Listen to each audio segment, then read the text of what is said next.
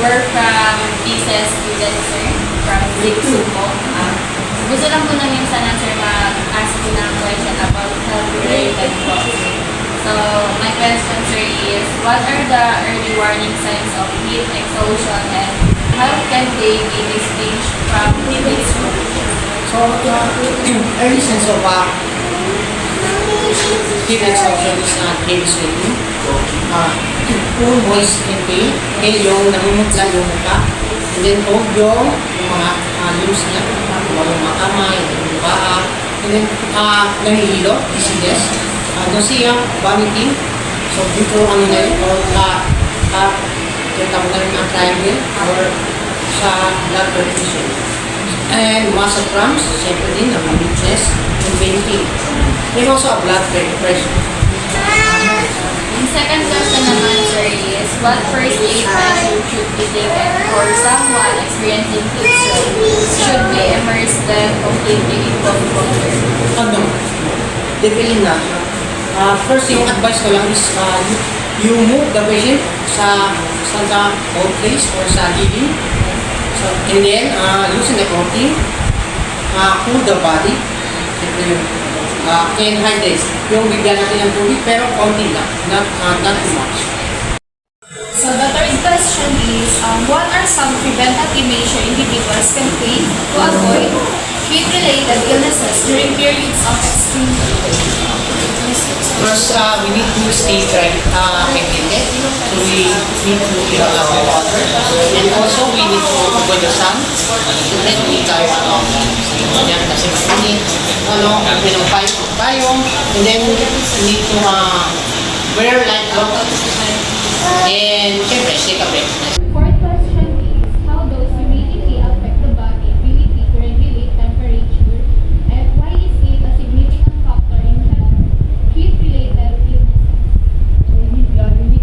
So, humidity can make it hard for the body to regulate the temperature and can affect the GDP. So, this will lead to discomfort, like heat-related illnesses and even death. Kailangan natin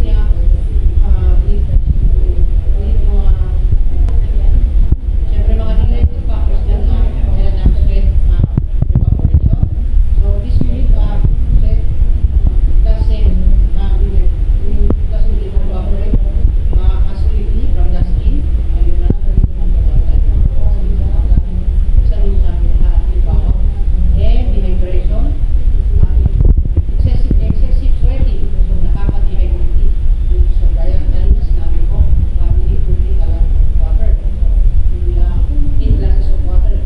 So yung 8 glasses of water, hindi naman kailangan sa yun talaga yung requirements every day. So siyempre iinom tayo kung umabot. Pero recommended to during summer season. Or dependent. It can also trigger other problems such as breathing issues, heart attacks, and stroke. So, dapat i-regulate natin body temperature. Agility. So, strenuous outdoor activities can be dangerous in humid conditions. You might want to consider shortening the distance of your activity or rescheduling for a cooler day. Elderly or young children are vulnerable to heat-related illness and also Yes, dahil ganun ito sa ating immune system. So yung bata-bata pa, siyempre yung immune system kasi mahina pa. Yung sa elderly naman, so habang may age, yung immune system nila is humihina. So isang factor din lang, dyan is psychological changes, chronic illness, mga sakit na cardiovascular, respiratory, renal, other diseases. Medications din, magkano din ito, medications din can affect their body, ability to cope sa heat, such as diuretics, beta blockers, and So what are the common symptoms of a venereal snake bite?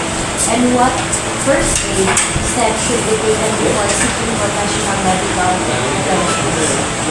So after the venomous snake bite, there are usually a serious pain and tenderness at the site. So site na kung saan siya pinagat.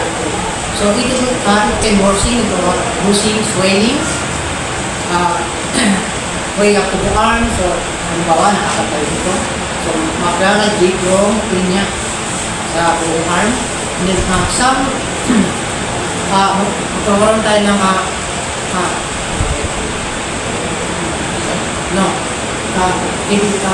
critic.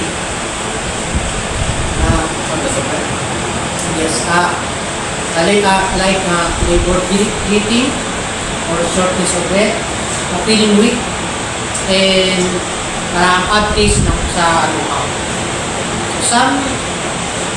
So halimbawa din, pag nakagat tayo, we need to identify what type of snake or what type of snake na endemic sa isang lugar.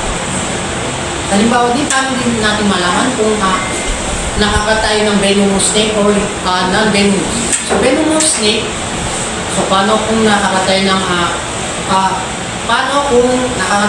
ahas tapos hindi natin alam, halimbawa kung sa damuhan tayo or sa madilim na lugar. So paano natin malaman kung venomous yung ahas? So isang signs nito is yung bite marks. Bite marks niya is nakapang-puncture to parang yung kinagat ng vampire. Yung nakaganit. Ganun yung dalawang puncture. Ito yung puncture ng kanyang teeth, yung frontal teeth niya. So pag non-venomous snake naman, nakamark talaga lahat ng ngipin niya. So parang mark talaga yung ngipin niya. Galing sa yung size ng mouth. So yung treatment natin, pag hindi tayo trained na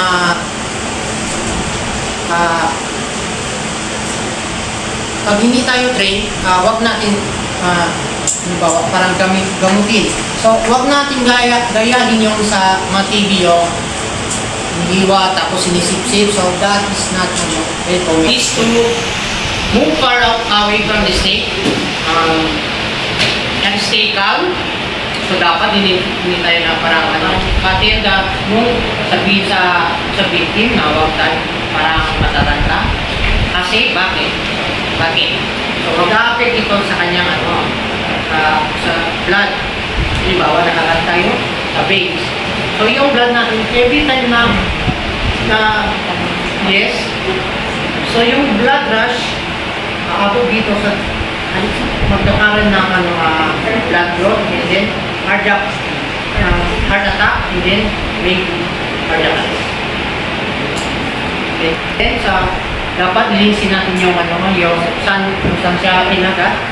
Linisin natin na soap and water and cover it up. And then call 911. Always call 911. So never natin makatin na parang mamagulo tayo. Always.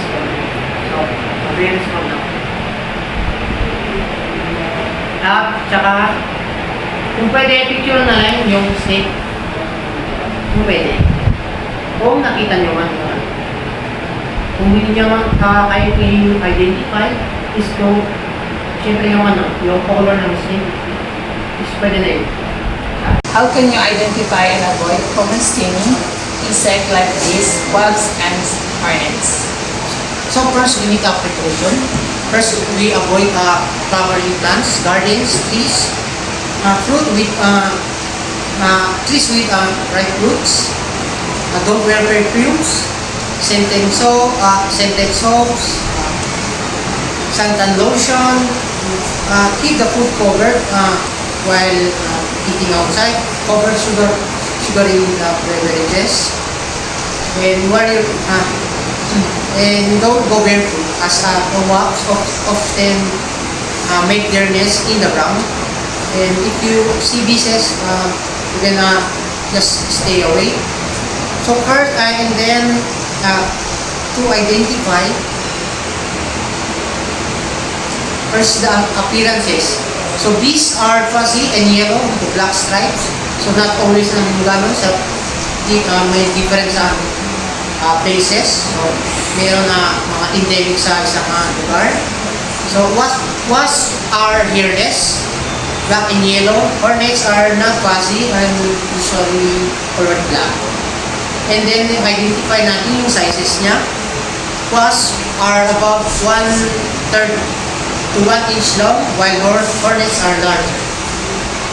So stinger shape. Sa stinger shape naman niya is honeybee stinger is a rigid and curved, which makes it more likely to get stuck in your skin.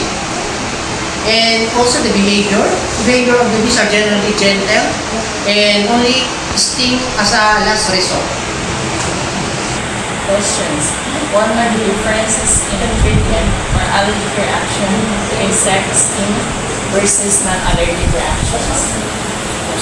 Non-allergic reaction to insect sting normally responds to the venom, chemicals and enzymes. So expect nyo yung pain, swelling, redness, and itching, the sting bite. And then a cold compress or an ice can help the pain. This normally responds to the venom, chemicals and enzymes. The expected effects are pain, swelling, redness, and itching at the sting site. Sa mild allergic reaction naman is for mild, you can take an antihistamine pill. So pag, gaya mo sinabi ko kanina, pag hindi kayo trained or allowed, so hindi kayo hindi nyo pwede ito. So sa severe allergic reaction naman, you must seek medical attention. Call 911 and para maano namin para ma-treat namin agad. Then gaya namin mga EMT, we are allowed to inject you on epinephrine. What are some effective home remedies for relieving the pain and swelling from insect bites and stings? When should we seek professional medical help? So first, kung nakakagat naman tayo, na-sting tayo ng mga insects. First, we wash the area, kung saan tayo wash the area or use soap, water, to clean the surrounding area, kung saan tayo nakagat sa kawan, bawal sa any part of our body. The second is apply ice. Ice use, it helps numb the pain, constrict constrict the blood vessels, swelling, and it will reduce itching. And also kung may, halimbawa sa painom tayo, may baking soda tayo, pwede natin din-apply yan. Mix 1 tablespoon of baking soda and drain a water paste and then apply the area. Aloe vera din, nag-help din ng para reduce the kanyang itching and inflammation. Last questions. What types of ticks are common in area? In what diseases can they transmit? What precautions could be taken to avoid tick bites? So, it depends kung saan yung area. It depends on the area. So, some species are endemic sa only in the Philippines. So, some species endemic sa ibang bansa lang. Ganun. It depends din kung ano yung mga diseases na area. So, ang tanging gagawin natin is to prevent yung tick-borne diseases. First is we need to avoid where ticks live. Second, we need to use some tick repellent products. And third, we need to speak to a doctor if you develop any rashes, fever, risks of receiving tick bites.